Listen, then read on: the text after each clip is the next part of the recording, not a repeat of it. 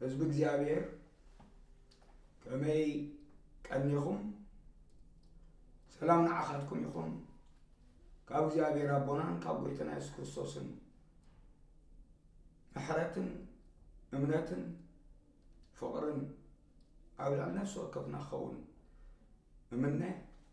እግዚአብሔር ሰናዩ ምሕረቱ ከዓ ንዘለዓለም ይነብር እሞ ንኣምላኽ ክብሪ ይኹን እምበር ከምቲ ልሙድ ኣብ ቀዳም ዝፍኖ ብዛዕባ ማሕበር ኣምላኽና ኣገልገልታን ሎሚ ምስጢር ዓወት ናይ ተቐዳመይቲ ማሕበር ዝብል ኣርእስቲ ካብ ቃል ኣምላኽ ክርኢና ኣትኩሮና ኣብ ግብረ ሃዋርያት ዘተኮረ ክኸውን እዩ ስለዚ ግብረ ሃዋርያት እንተደኣ አንቢብናዮ ምስጢር ዓወት ናይ ተቐዳመይቲ ቤተ ክርስቲያን እንታይ ከም ዝነበረ ሕልፍ ኢለ ካብኡ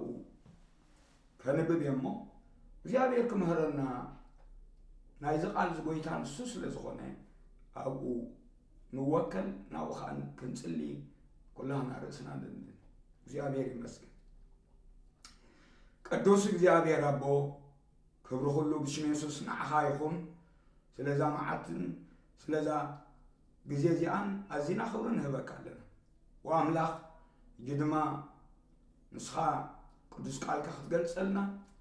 ንስኻ ዘጣብቐናን ናብቲ ንስኻ ዝደለኻዮ ዘብፅሓናን ብርሃን ቃልካ በዛ ሰዓት እዚኣ ክትለቀልና ንጽሊ ኣለና ነቶም ሰምዑ ድማ ሕጂ ዘስተውዕሉ ኣእምሮ ክትቦም እሞ ዝበሃል ዘሎ እንታይ ምዃኑ ከስተውዕሉ ኣእምሮ ክትቦም ጽሊ ኣለኹ ንዓና ድማ እግዚአብሔር ኣቦ ሻምቡቆ መተሓላለፊ ኮይና ነቲ ክበሃል ዘሎ ቅዱስ ቃልካ ምትሕልላፍ ክንክእል ረድኤትካ የድልየና እሞ እግዚአብሔር ኣቦ ምስ ነፍሲ ወከፍና ክትከውን ንጽሊ ስለሰማዕካና ተመስገን ካብ ዘለዓለም ንዘለዓለም ብትቅዱስ ስምካ ይባረኽ ንኹሎም ኣሕዋተይ ኣብዚ እዋን እዚ ድማ ናይቲ መደብ እዚ ተኸታተልቲ ዓበይቲ ንኣሽቱ ኣቦታት ኣዴታት ኣብዘ ዘለውዎ በብስሞም በብኣድራሽኦም ክትባርኾም ይጽሊ ኣለኹ የማነይቲ ኢድካ ምስኦም ትኹን እታ ትፍውስን ተጸናንዕን እግዚአብሔር አቦ ኢድካ ምስ ነፍሲ ወከፎም ትኹን ገጽካ ኣብርህ እግዚአብሔር አቦ ጸጋኻ ድማ ልቐቕ በዚ ኩሉ ድማ ንስኻ ምእንቲ ክትከብር ንሕና ደቅኻ ምእንቲ ክንባረኽ ንጽሊ ኣለና ስለ ሰማዕካና ተመስገን ብሽም ኢየሱስ ክርስቶስ ኣሜን ወራይ እምበኣር ምስጢር ዓወት ናይ ተቐዳመይቲ ቤተ ክርስቲያን ናይ ተቐዳመይቲ ማሕበር ኣብ ግብረ ሃዋርያት ክሪኣ ከለና እቲ ኩሉ ዘመዝገበቶ ዓወታት ዘስፋሕፍሓቶ ወንጌል ናብ ዘሎ ዓለም ክበጽሕ ምግባራ እቲ ምስጢር ዓወታ እንታይ ኮን ነይሩ ይኸውን እቲ ምስጢር ዓወታ ብሕፅር ዝበለ ኣብ 7 ከፊለ ክሪኦ እንተደኣ ኮይነ ቀዳማይ ጸላይት ማሕበርያ ነይራ ናይ ጸሎት ህይወት ነይሩዋ ተኻልኣይ መስካሪት ቤተ ክርስቲያና ነይራ ሓይሊ መንፈስ ቅዱስ ተመሊኣ ወንጌል ንምምስካር ድልውቲ ነይራ መስካሪት ከዓ ነይራ ኣብ ዝኸደቶ ኣብ ዝተዋፈረቶ ዘበለ መስካሪት ነይራ እቲ ሳልሳይ ንመከራ ድልውቲ ማሕበርያ ነይራ እቲ ራብዓይ ንመንፈስ ቅዱስ ምችእቲ ቤተ ክርስቲያና ነይራ መንፈስ ቅዱስ ንዝብላ ዘበለ መንፈስ ቅዱስ ንዝህባ መሪሕነት በመንፈስ ቅዱስ ሓይልን ጸጋን ተመሪሓ እቲ ቀንዲ ምውካላ ኣብ መንፈስ ቅዱስ ከም ዝነበረ በቲ ራብዓይ ደረጃ ንርኢ ማለት እዩ ኣብ መበል ሓምሻይ ጥዑይ ትምህርቲ ነይሩዋ እቲ ናታ ዶክትሪን ብጥዕና ዝተሓለወ ነይሩ ሓሶት ትምህርቲ ኣይ ቃላቀላን ወይ ድማ ኣይ ብድሃን ነይሩ ማለት ኣይኮነን ግናኸ ምሁራትን በቃል ኣምላኽ ዝበሰሉን ስለ ዝነበሩዋ ብጽሑፋትን ብደብዳቤታትን እናገበሩ ኣብ መንጎ እቶም ቅዱሳን ድማ እናተረኽቡ ነቲ ዘይጥዑይ ክመልስዎን ድሕሪት ክሕልውዋ ነታ ቤተ ክርስቲያን ተረኺቦም እዩ እቲ ሻድሻይ ርእሳ ዝወፈየት ነይራ ገንዘባ ድዩ ጊዜኣ ድዩ ህይወታ ድዩ ንብረታ ድዩ ብምልኡ نتعيو وانجيل نمنقص أملاخ زوفيت نيرا مبل شو عيد ما بصدقن بقدسنان رئيس هذا حلوت بيت كريستيان يعني نحاتيات شلل تبل بيت كريستيان يعني برت سلازي تجنح تقرم ملك تقبل نيرا تقصع انت رأى زي سمعوا دما ترحق كنز نبرت أقبر حواريات أبكالوت نتقبر حواريات زسمني وملأختاتون كري نخيلنا مبار أقبر حواريات كري خلنا تا بيت كريستيان صلايت بيت كريستيان نيرا كالا أي مسكاريت بيت كريستيان نيرا سالساي نمكرا دلوتي بيت كريستيان نيرا كابتم شو عطي بزوم سلسته أبز قدامي كفال كرينا ويتا يسوس كريستوس اتنطم حواريات زصوعه نسو صلاي ينيرمو كابوز تمهرو ناي صلوت هيوت سلازنبره صليت يميرو صلاي سب انترا تمحازيخا صلاي يخدكون ناي قديو صلاي يزغبرك حماي يزغبرك سلازي ويتا يسوس أما كلام بصلوت فلوت سلازنبره ناي صلوت هيوت دما كل ساعة يريقوا سلازنبرو كل ساعة كأ أبروبا كيدرون نابز بحال تساقيرو جيت سمانة نابز بحال بوتا أتخلتي كيدو أبو يسألي كم زنبره مصحف قدوس مسكري سلازي بفلا وانجيل لوقاس انت دارينا يوغويتا يسوس عزيز صلاي نيرو أما عرف سلسته تتأمقوا كتصلوا خلو منفس قدوس سماء تخفتمو منفس قدوس نابل علي ورده زمن نركب أبا معرف شدشتن ترينا ملو ليت بصلت كم زحدره ينقرناي أبلوقاس معرف تشعته ويتا يسوس كتصلوا خلو نابكرن دايبو مستوم ثلاثة دقة مزامرتو كتصلوا خلو نريو أبقون ناتقلي خلو تريد بيصو خم تلوته مصحف قدس مسكري أبلوقاس معرف عسرت حدا ترينا كتصلي ريو موسي ويتاي كمتي يوحنس مطمق دقة مزامرتو صلو زمهارو صلوت مهارنا كبلو خلو مو أب سمايات تنبرا بونا سمكاي قدس النابلة صلوت كم زمهارم إتاعت على ليوم دما كمتي حدا انجرا زسان مو حدا غاشا مصيوسي كابتو غوربيتو انجرا خلقح زخدم مو مسكح كحو كهبو كانت زيدلي متان مسكو دقيسام زلو دقو كيتنسو يلو كيناوصو مو دمص تسمعو تم دقو كيتنسو يلو سرحلو انجرا خمزهابو أبو تسحيفلو هو انجيل لوقاس 11 زلمني وهابو زلي يركب زخاكو حد ما يخفتلو يدو قال الله سلازي انت لمنا خمز وهابنا انت دلينا خم نركب انت خاكو هنا كسع زخفتلنا دما اسمعنا انت خاكو هنا كم زخفتلنا او مشكل له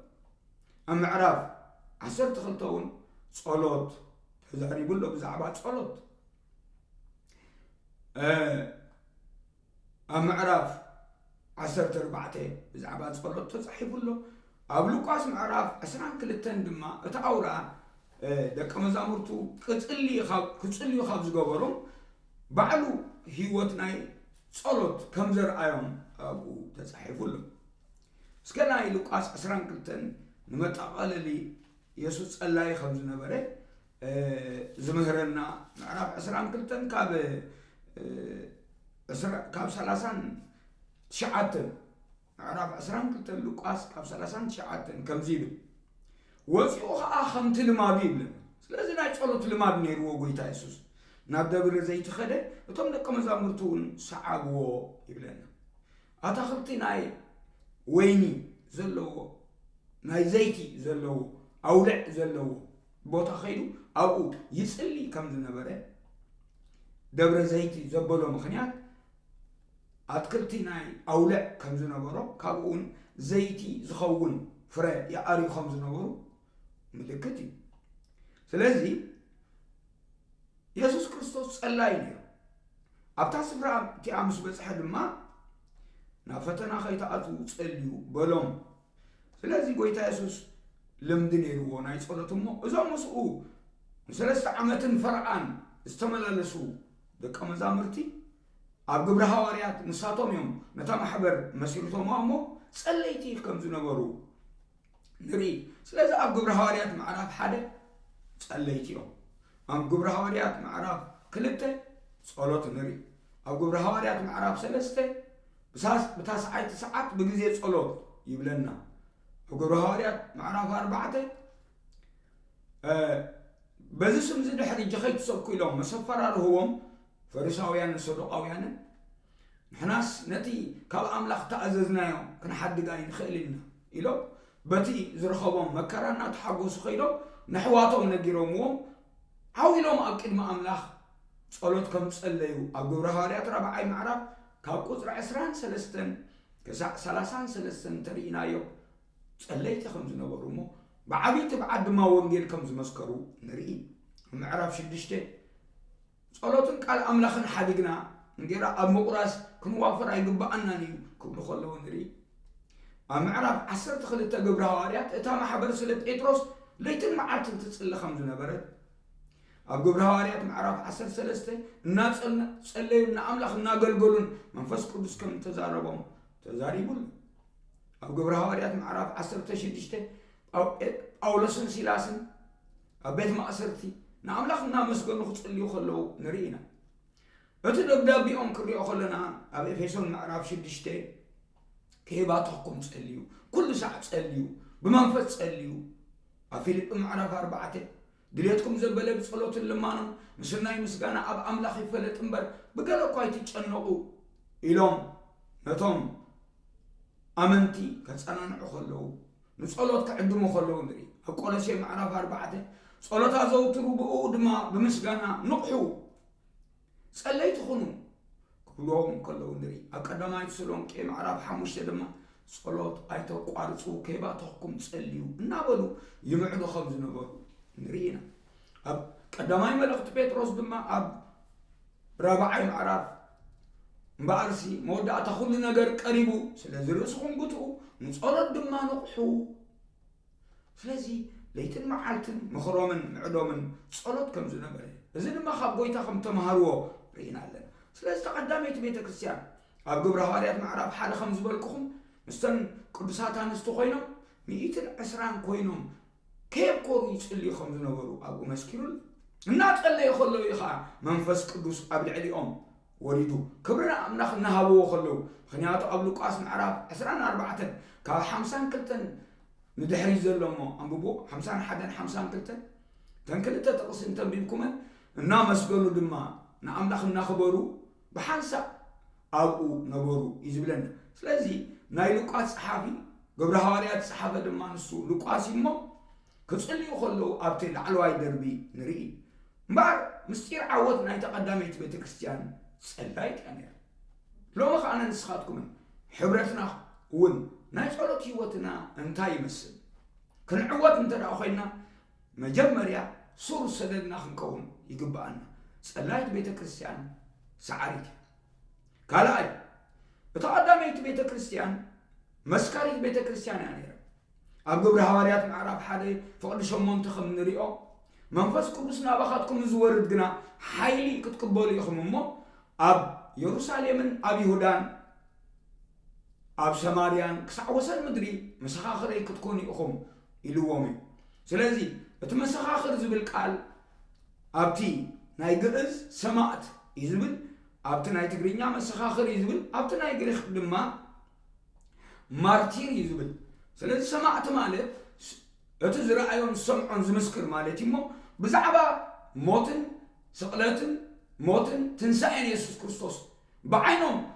مويتو استنسأ كريستوس كم زر مسسوه مسوه خمس برحو منفس قدس هيبوهم دما نايزي مسكر زي كم زخونو بزعبا تنسأنا مسكرو بعبي تبعات ወንጌል ይነግሩኹም ዝነበሩ ንርኢ እቶም ደቀ መዛሙርቶም ከይተረፈ እቶም ንሶም ዝመሃሩዎም ከይተረፈ ብሓቂ መስከርቲ ነይሩ ዋላ እኳ ተባታተኑ ፊልጶስ ናብ ሰማርያ ኸይዱ ወንጌል ከም ሰበኸ ኣብ ግብረ ሐዋርያት ምዕራፍ 11 ድማ እቶም ተበተኑ ብምኽንያት እስጢፋኖስ ድማ ኣብ ዘዝኣተዎ ይምስክሩ ከም ዝነበሩ ናብቶም ጽርዓውያን መስኪሮም ድማ ኣብ አንጾኪያ ቤተክርስቲያን ክትምስረት ምኽንያት ከም ዝኾኑ ተጻሒፉ ኣሎ ስለዚ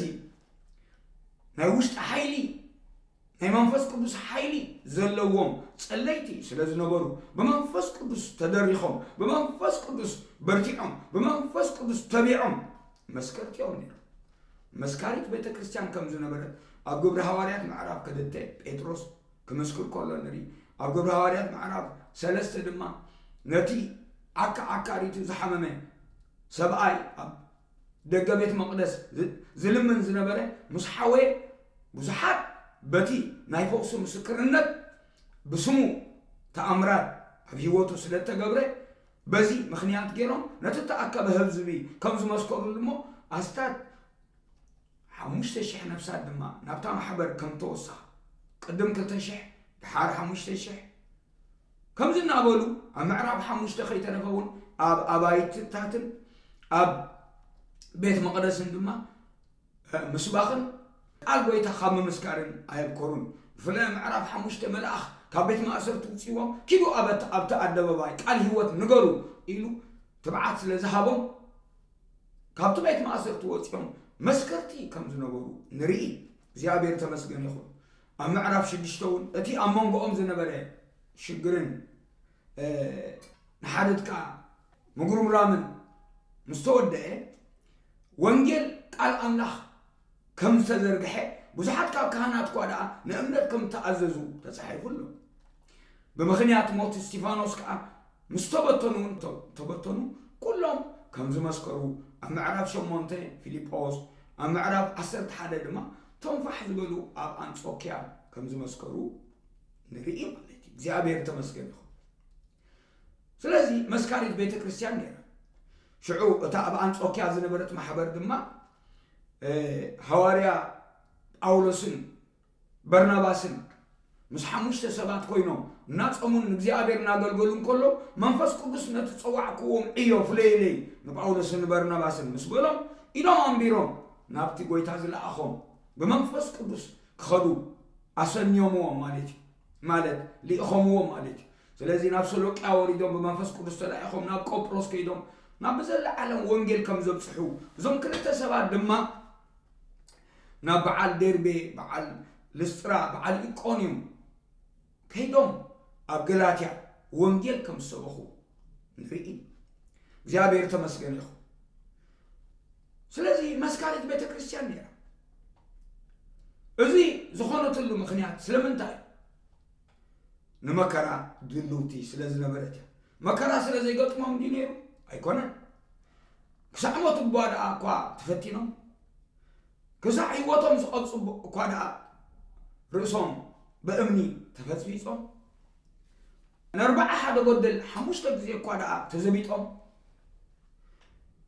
ኣብ ከተማ ብፍርሃት ኣብ መንገዲ ብፍርሃት ኣብ በረኻ ብፍርሃት ካብ ኣሕዋት ሓሶት ብፍርሃት በዚ ኩሉ ብመከራ ተፈቲኖም ግን ርእሶም ክብርቲ ከይቆፀሩ ንእግዚአብሔር እናገልገሉ ንኣምላኽ ኣስሚሮም እዮም ስለዚ ንመከራ ድልውቲ ቤተክርስቲያን እያ ነይራ እግዚአብሔር ተመስገን ይኹን ስለዚ ጸላይት ቤተክርስቲያን ነይራ መስካሪት ቤተክርስቲያን ነይራ ንመከራ ድልውቲ ርእሳ ዝወፈየት ነይራ ስለምንታይ ንመከራ ድልውቲ ክትከውን ክኢላ እቲ ምስጢር ደጋጊሙ ኣብ ወንጌል ሉቃስ ከም ዝገልጸልና ኣብ ታሽዓይ ምዕራፍ መስቀሉ ዘይጸውር ርእሱ ዘይቀብጽ ንዓይ ኣይበቅዕኒ ኢልዎም ኣብ ሉቃስ ታሽዓይ ምዕራፍ 13 ኣብ ሉቃስ 14 ካብ 25 ክሳዕ መወዳእታ ዘሎ ድማ ብዙሕ ህዝቢ ክስዕቦ ምስ ረኣየ ጎይታ ኢየሱስ ግልጽ ኢሉ እንድሕሪት ንዓይ ዝስዕበኒ እንተሎ ነቶም ዘፍቅሮም ወለዱ ዘፍቅሮም ደቁ ዘፍቅራ ሰበይቱ ህይወቱ እኮ ከይቀበፀ እንተ ዘይጸልአ ማለት ክብርት ገይሩ እንተ ዘይቆፀረ ንዓይ ወደ መዝሙረይ ክኸውን ኣይበቃን ኢሉ ድሓር ፅንሕ ኢሉ ንብረቱ ዘለዎ ዘበለ ኩሉ ድማ እንተ ዘይቀበፀ ንዓይ ወደ መዝሙረይ ክኸውን ኣይበቃን ኢልዎም ስለዞም ሰባት እዚኣቶም ብዘካ ጎይታ ካልእ ተስፋ ከይገበሩ ኣብ ጎይታ ተኣሚኖም ርእሶም ክሳዕ ሞት ኣዳልዮም ወንጌል ንምስባኽ ስለተዳለው መንፈስ ቅዱስ ውሽጣዊ ሰቦም እናሓደሰ ደጋዊ ሰብነቶም እኳ ኣብ ፀፅባሕ እንተተፈተነ ብፍርሃት እኳ ከኣትውን ክወፁን እንተተሸገሩ ሓይሊ መንፈስ ቅዱስ ግና ትብዓት ኮይንዎም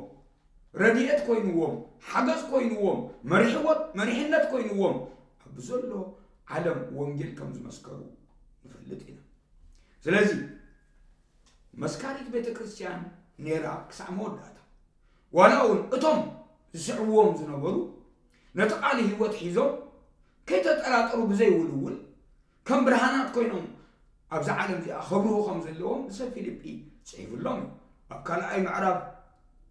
ፊልጵ ምዕራፍ 2 ይብል ኣለኹ ካብ 12 ክሳዕ 16 ኣብ ዘሎ እዚ መስኪሩሎም ኣሎ ነቲ ቃል ህይወት ሒዝኩም ሒዝናዮ ዘለና ቃል ህይወት እዩ ቃል ብስራት እዩ ቃል ሓቂ እዩ ቃል ኣእምሮ እዩ ቃል ምድሓን እዩ ስለዚ ንሰባት ዕረፍቲ ዝህብ ናብ ህይወት ዘምፅእ ጸልማቶም ዝገፍፍ ምስ ኣምላኽ ዘተዓረቕ ናይ ብስራት ወንጌል ሒዝና ክንሓፍር ኣይግባእና መሰረትና ግን ጸሎት ክኸውን ከም ዘለዎ ደጊሜ ይመስክር ኣለኹ እምበር መስካሪት ቤተ ክርስቲያን ከም ዝነበረት ንመከራ ድማ ድሉት ቤተ ክርስቲያን ከም ዝነበረት ንርኢ ኣሎና ንሳቶም እዞም 12 ኣብቲ መጀመርያ ነዚ ነገር እዚ ሩዳኣት ኣይነበሩ ክርስቶስ ክነግስ ከም ዝመፀሞ ንሳቶም ድማ ምስኡ ብየማነ ፀጋሙ ክነግሱ እዩ እቲ ቀዳማይ ርድኢቶም ዝነበረ ድሓር ግን ጎይታ ክስቀል ብሳልሰይቲ መዓልቲ ድማ ክትንስእ ይግባእ እዩ ንወዲ ሰብ ኢሉ ክምህሮ ምስ ጀመረ ቀስ ብቀስ ክርድኦም ጀሚሩ ማለት እዩ እግዚአብሔር ተመስገን ይሁን እምበር እዞም ሰባት እዚኣቶም እቲ ምስጢር ናይ ወንጌል ተረዲእዎም ሲ ክሳዕ እዚ ናባና በፂሑ ዘሎ ወንጌል ብደሞም ከም ዝበፅሓና ክንፈልጥ ይግባእና ህይወቶም ዝቐበፅሉ ክብረቶም ዝደርበይሉ መንነቶም ኣብ ኣምላኽ ዘማዕቀብሉ ወንጌል ኢና ሒዝና ዘለና እሞ ብወንጌል ክንሓፍር ኣይግባእና እምበር ጸለይቲ ዲና ንጸሎት ድልዋት ዲና ናይ ጸሎት ህይወትና እንታይ ይመስል በዚ ሓድኩም ይፈቱ ምስጢር ዓወት ናይታ ቤተ ክርስቲያን ሲ እዚ ካብ ኮነ ጸለይቲ ዲና ውሽጣዊ ሰብና ብጸሎት ዝበርትዐ ዲ እንተደኣ ንጽሊ ኮይና ናብ እግዚአብሔር ቀሪብና ሞና ነመስግን እንተደኣ ኮይና ጸሎትና ምስጋና ዝዓዘዞ ንኣምላኽ መውዳስ ዝዓዘዞ እንተደኣ ኮይኑ ውሽጣዊ ሰብና ክብርትዕ ናይ ግዲ ናብ ፈተና ከይተኣትውስ ንቑሕን ጸልዩን ኢሉ ስጋ ድኹም እዩ መንፈስ ግና ተዳልዩሎ ኢሉ ስለዚ ኣብ ጸሎት ከይንጽመድ ለይትን መዓልትን ብዝተፈላለየ መንገዲ ሓልዮት ብዝመስል ውግእ ብዝመስል ካብ ጸሎት ስፍራና ክሕድገና ዝቕልቀል ናይ ጸላኢ ፈተናታት ፈሊጥና ንርእስና ኣምልኾ ኸነልምዳ በዚ ኣጋጣሚ እዚ ክሕብረኩም ይፈቱ እቲ እንለማምዶ ህይወት ንሱ ኣብ ህይወትና ኣብ ጉዕዞና ለውጢ ከምፅእ ይኽእል እንተደኣ ጸሎት ዘይብልና ግን ኣብ ምስክርነት ብርቱዓት ክንከውን ኣይንኽእልና ምክንያቱ ትብዓትና ካብ መንፈስ ቅዱስ እምበር ካብ ገዛእ ስጋና ኸነምፅኦ ኣይንኽእልና እዞም ናይ ተቐዳመይቲ ማሕበር ኣመንቲ መስከርቲ ካብ ዝገበሮም ምክንያት ሓይሊ መንፈስ ቅዱስ ኣብ ልዕሊኹም ከይወረደ ኣብ ኢየሩሳሌም ጽንሑ ዝበሎም ምኽንያት መታን ውሽጦም ክተብዕ ምኽንያቱ ንሓይልን ትብዓትን ዝኾነና መንፈስ ቅዱስ ስለ ዝኾነ ስለዚ ኣብ ዕብራውያን ምዕራፍ 10 እንታይ እዩ እቲ